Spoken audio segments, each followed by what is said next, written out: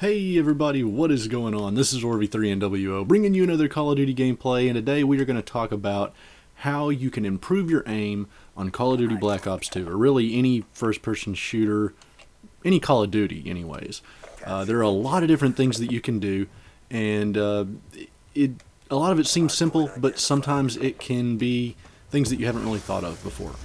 Right away, the thing that I want to tell you that is probably more important than anything else in the game is practice. That's all there is to it. The more that you practice, the better your aim will get if you do absolutely nothing else. And that goes for basically any skill that you're trying to learn anywhere. If you want to be the best knitter on Earth, the more you knit, the better you will get. There you go. There's your catchphrase right there. The more you knit, the better you get. Anyways, for Black Ops 2, for any of the Call of Duties, the more you practice, the more you shoot at people, the better you will get at aiming in this video game. So, one thing that I would recommend is if you don't really want it, the best thing you can do is just go play and just keep playing and keep playing and keep playing and just keep practicing. But if you really don't want to just slam your kill-death ratio like crazy, if you have really bad aim to begin with, then there are some other things you can do. You can go into combat training. You can go into offline modes, things like that. Even playing the single player can help with aim. You get a little more of an aim assist in the single player, so that hurts you a little. But you may be able to turn aim assist off on the single player, and that would be very helpful to your aim. So mess around with that. The big deal, what I love to do, if say I usually play with my friends, so we usually have a group of about 4 that we play together. If they're not all on, I'll just get in combat training. I'll just go against bots, seven bots against one person, team deathmatch, set the kills on where I have to get 500, and just play. And you're gonna crush them. It wouldn't be hard to go 505, but it's still fun, and you can really, really work on your aim. Now, aside from practice alone, there are some other tips that I want to give you. Probably the biggest one, the one you guys most have thought of on your own, is sit down, kid. What are you laying on the ground for? Just blank. Is the sensitivity on your controller. And I've made, I think, at least 2 videos on how to pick sensitivity on Call of Duty before. I may make another one just because they always do well. People like to see it. And so, anyways, the best thing you can do is find the sensitivity that works for you. And so there's not really just one set sensitivity that I would say, use 5 or use 7. And it's totally different now on Black Ops 2 than it has been on the past ones.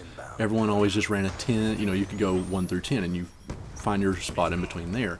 On Black Ops 1, I think I ran a 3 or a 4. On Modern Warfare 2, I ran like a 6. On Modern Warfare 3, I ran a 2, somewhere between a 2 and a 4. But on this one, it goes all the way to 15, so you have a lot more choices, and I run a slightly higher one on this than I have on others. I think I'm on like a 7 or so, somewhere in there, so you can play around with that.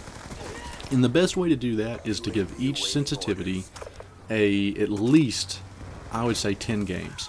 Play on, start on whatever you feel like you can still turn good with, and start on that, on the lowest, and work your way up until it feels like it's just unbelievable. But give each sensitivity that you play on at least a 10-game trial period. If you play 2 games with one, unless it's just horrible, you're not going to be able to tell if you like it or not, or if it's helping you or not. It may feel really good, you could get a bad or good lobby, and it could really throw things off there. So your sensitivity is a huge deal. That will help as much as practicing sometimes. You see me get... What was I doing?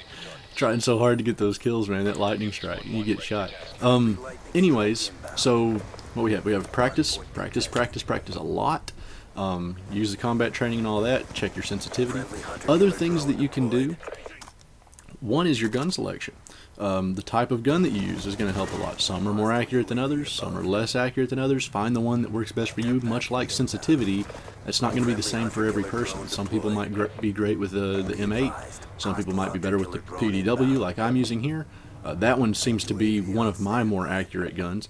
And use your Call of Duty stats in the in the combat record stuff to decide what you like best and what shows your accuracy best. You may feel like you're really inaccurate with a gun, but then if you go into the combat record and it says, oh, well, this gun is 3 points higher in accuracy than all of my others, you may want to give it more of a try. Also, what you can do with your guns, and this is a huge thing, you'll hear a lot of people talk about this: burst fire, tap fire, whatever, your guns, especially if you were using assault rifles. But even so, I do it with my submachine guns just as much. And again, that from gun to gun can be a big deal too. But burst fire that gun, I tell you one where it makes a world of difference is, oh, I forgot the name. The AK on Black Ops 2. It's the AN9 or whatever it is, the last one that you get on the assault rifles. Burst firing that, not only does it make you more accurate, it also adds bonus damage multipliers to that first bullet in the burst every time. So, very helpful to burst fire that weapon. Not only can you do that now, you can also put select fire on a lot of different, just about all the guns as far as I know, except I don't think you can do it on LMGs. But assault rifles and submachine guns, you can put select fire on most of them. That will turn it into a completely different gun. I love the FAL, the way that it is. If you put the FAL with select fire on and put it up to fully auto, that thing's a monster. Same way with a lot of the others. If you put the TAR on a burst fire, that thing is a beast. So you can do that. That will kind of help you if you aren't used to burst firing your gun. That will sort of help you get into that feel and kind of let you know what your timing should be. You know, how many bullets you should be letting off between the bursts. So that's another deal. Now, one more thing. This is kind of a small one, but it's something I do a lot. You can see I'm doing it a little bit here. I do it more on some other videos. Is when you're waiting on someone. If you're, you're camping these stairs here like I am, or if you know someone's around the corner and you're about to go around and get them, whatever it may be, use other things on the game to line up where they're going to be. Like if you, ooh, Kalat, look at that. Okay. Oh man. So embarrassing.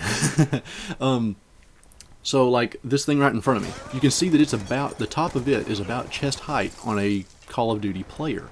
So the next time I come around that corner, I can use the top of that little barrel, whatever you want to call that thing, that pedestal, to realize that, okay, if I aim right at the top of that, I'm going to be center mass on his chest. So use that. If there's a trash can in there, it's going to be about the right height for his chest.